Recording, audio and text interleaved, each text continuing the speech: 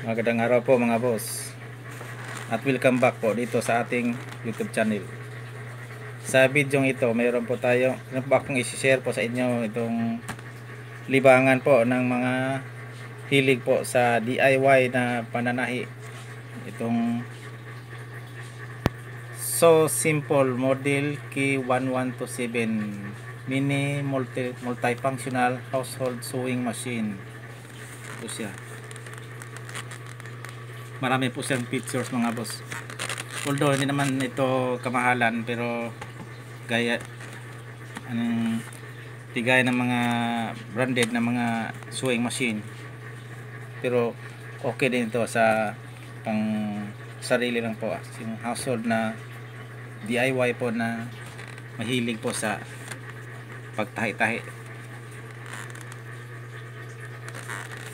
Yan po yung kaniyang mga function. Ito po yung bobbin rewinder, yan po yung sa multiple switch patterns po, yung reverse pag nag-reverse po, yan po down lang po siya. Tapos pwede po siyang parang drawer dito dun sa likod na lagayan po ng mga sinulid. Tapos pwede siyang switch sa off, yung low at saka high. Yung off ay ginagamit pag gumagamit ka ng foot switch. Yung ganito, low at saka high, kung walang foot switch na ginagamit.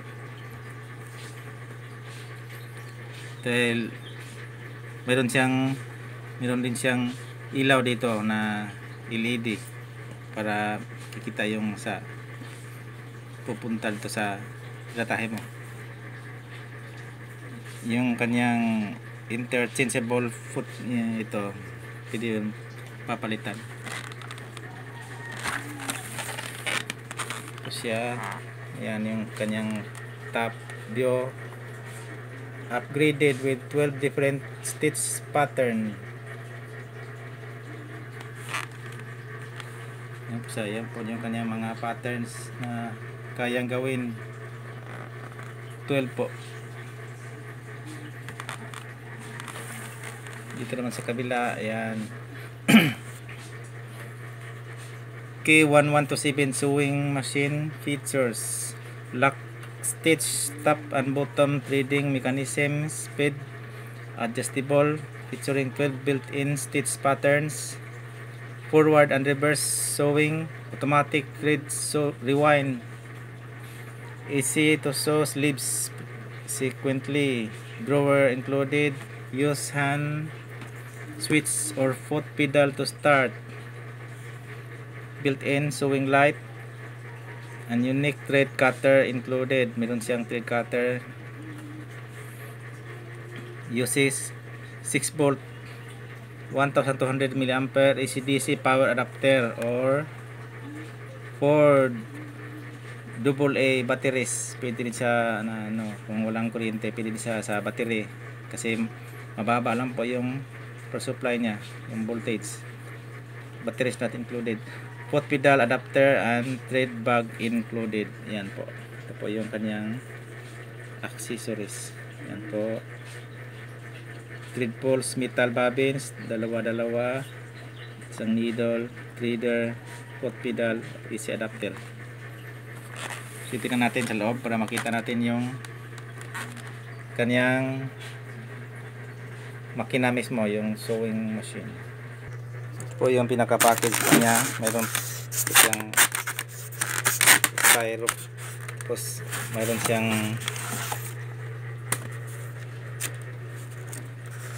instruction manual, user's guide. Yan po. Dito po sa loob ng styro ay nandun na ito lahat. Ito po yung kanyang foot pedal, saka ito yung kanyang easy adapter. At ito na po boss yung kanyang pinaka sewing machine. Ito po sa likod ay ito po yung kanyang sinulid po. Yan yung threading po niya. Ito po yung adjustment po sa yung kanyang tension ng kanyang thread. Tensioner po siya. Ito po yung selector ng itong mga function na to. Dito po yung selector. Dito po itatapat. Po naka-select po tayo number 1. Yan po, number 1 po siya. Bali ito po yung gagana. Yan po yung sinasabi ko, yung switch. Pag naka-manual po, hindi tayo gumagamit ng ganito, yung foot switch ay dito po tayo sa yan, low saka high. Kung gagamit po na tayo ng foot switch ay off lang po. Po sa likod naman meron po siyang drawer dito na lagay ng mga sinulid, yung extra needle, mga bobbins. Yan po.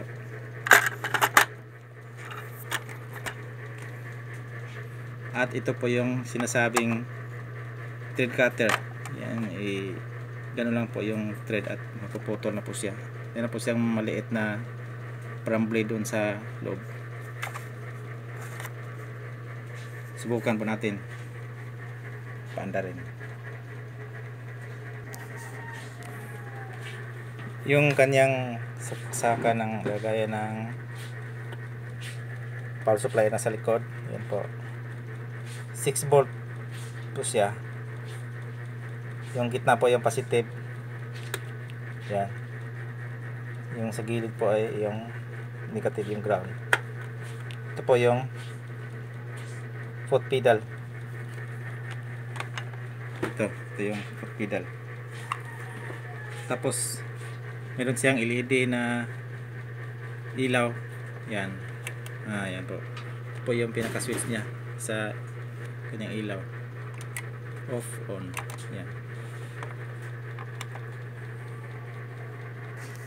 Subukan po natin magtahi po. Dito po yung kanyang pang-angat at saka pang-down ng kanyang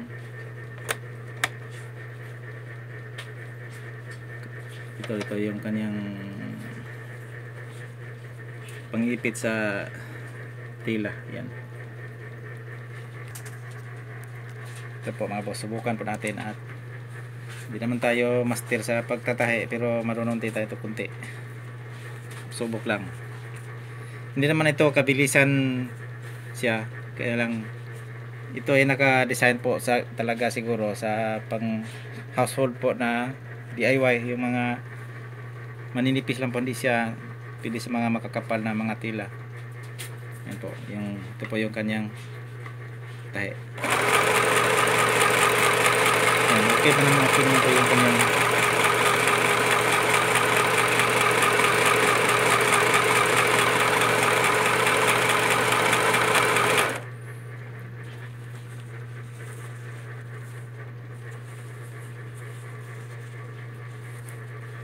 ito yung kanang natatahi ay okay, walang problema, mahigpit siya. Subukan po natin sa ibang stitch patterns. Yan, lagay po natin sa yan, yung kakaiba, yung number 5. Ito po tayo, 2 3 4 5.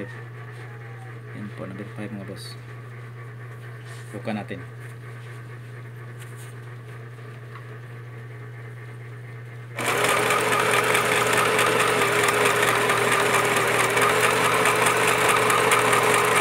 Yan po yung takbo ng mga boss. Parang zigzag po siya. Zigzag po.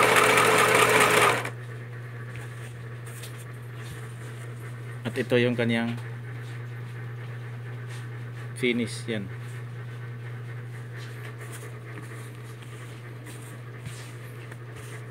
Ngayon, subukan din natin sa iba. Itong dito sa number 6. Yan.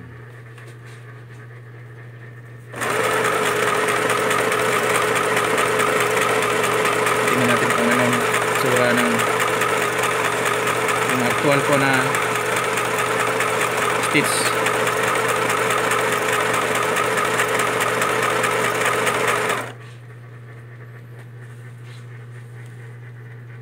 Ito po yung number 6. Ito po yung number 5. Yan. Yung number 6. Yan po.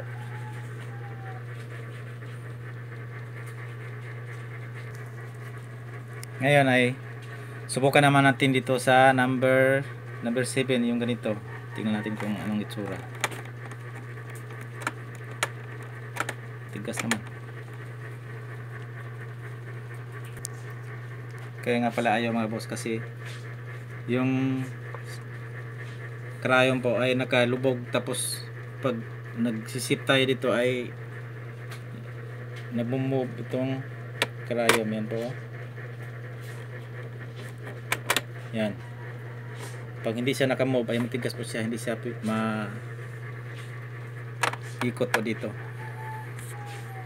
Subukan natin.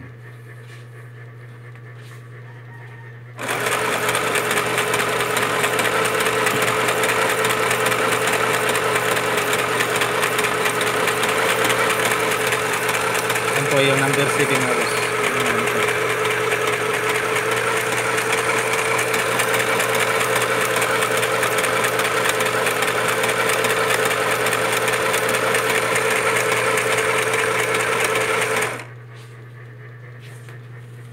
Po yung kaniyang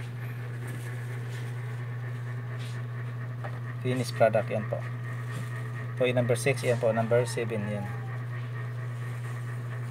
Pino po siya na zigzag. Dito po tayo sa number 8. Yan. Number 8.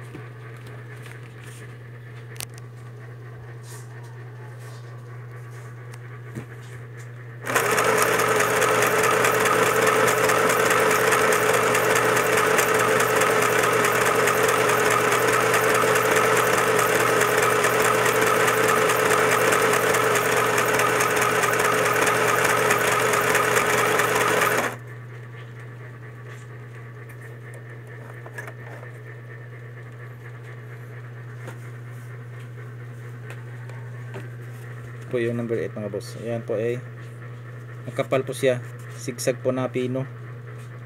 Ayan.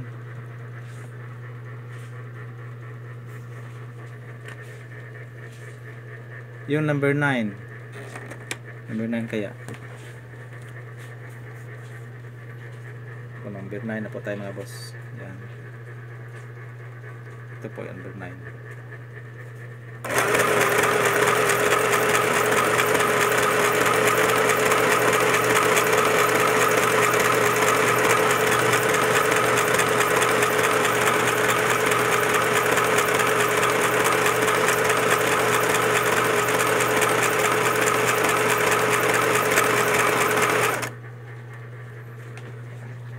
Yan po. Ito po boss yung number 8 na stitch nya. Saka ito yung number 9. Yan. Po, ito number 9 tapos number 10. Parang hindi siya gaanong number 10 hindi gaanong pino. Yan. Medyo malaki ng konti. Number 10. Yan. Bukan natin.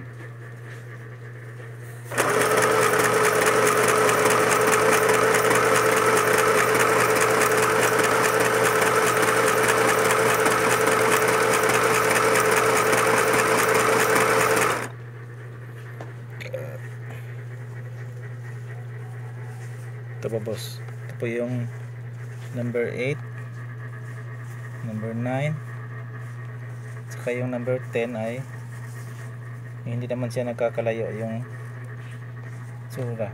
Almost the same lang. Number 11. Ito po number 11. Yan. Dali lang po siya ikutin mga boss. Basta pag ikot mo dapat yung sinulid po ay yung karayom po ay nakaangat para hindi siya sasabit.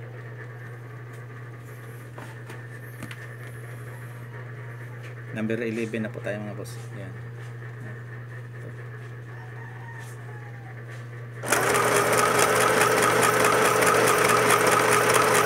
Medyo malaki-laki yung hakbang ko niya mga boss sa number 11.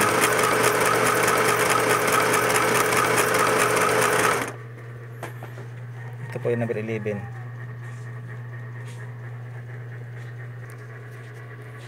Tapos dito na po tayo sa huli mga boss. Itong number 12. Medyo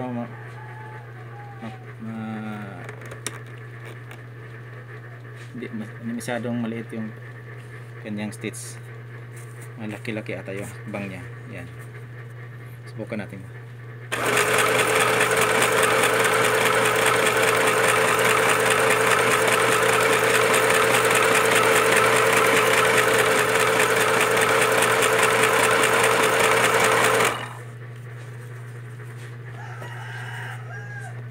Ito po yung manghuli mga boss, number 12. Ito po yung number 11. Number 9. Ito yung pinaka makapal po. Ito po yung number 9. Ito po yung number 9. Yan. Ito po yung pinaka makapal.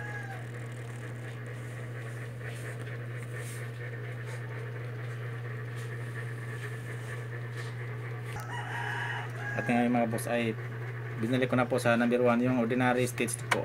Ito po yung kadalasan ginagamit po yung number 1. Yan.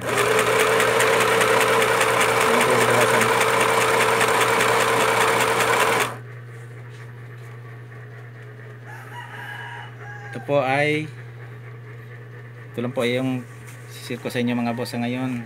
Meron po siyang ano dito mga boss ay sukat, panukat, centimeter. Ito po yung kanyang di tayo ganong marunong gamit nito kasi hindi tayo mananahi. Yan.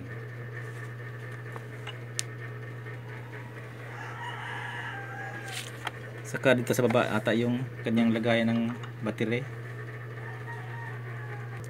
Kung halimbawa mga boss ay wala namang kuryente ay pwede naman dito battery 4 na AA. Pwede na kayo makapag-tie. Ayan. Pwede po siya battery operated. Kasi mababa lang po yung voltahe na kailangan niya. 6 volts lang po. At ito lang po mga boss ngayon yung mai-share ko po sa inyo yung pang DIY na sewing machine na hindi naman siya ganong mahal kasi hindi siya gaya ng mga branded na yung price po nito mga boss ay sa pagbili namin ay hindi ito maabot ng 2,000 kasama na doon sa shipping. Mababa lang po yung kanon. Affordable po yung halaga niya. Saka yung performance po niya ay okay naman po. Tagal na po ito sa atin. Ito lang po mga boss at maraming salamat po sa pag subaybay at God bless po sa ating lahat. Thank you very much.